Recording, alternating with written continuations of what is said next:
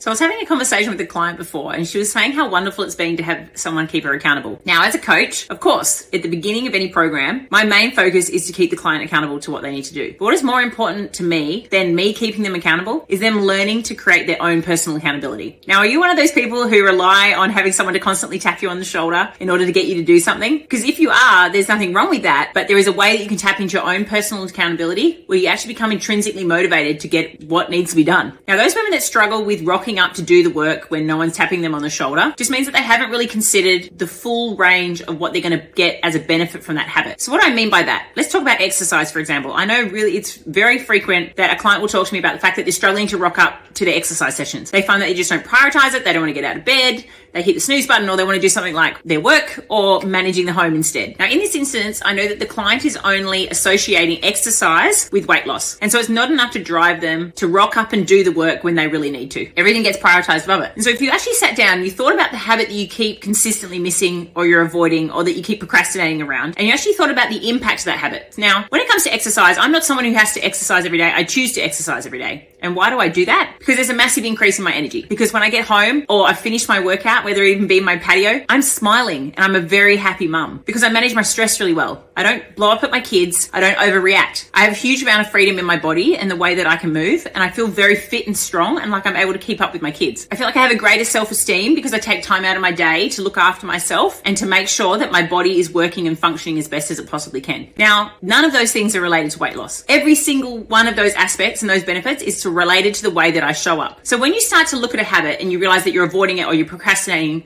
or you're just not doing what you need to do, you need to change the benefits that you associate with that habit. Once you see the positive benefits that are going to come from that habit and it's not just associated with some, hairy audacious goal, then you'll actually do the work that needs to be done because you want to show up as that individual, and it creates a personal expectation of yourself, and it also becomes part of your identity. So think about it. What kind of role model do you want to be to your kids? How do you want to be remembered by your loved ones? And what are the healthy habits that create that person? Because I'm going to show you that I can relate every single healthy habit back to someone's identity and then feeling like they have sunshine coming from their soul. Because when you look after yourself and you nurture yourself, you feel amazing. So if you want to learn to keep yourself personally accountable, start to think about the benefits that you're going to get from the habit more than just the flimsy goal. And I can assure you that you will value what that has to offer and you're going to show up more frequently.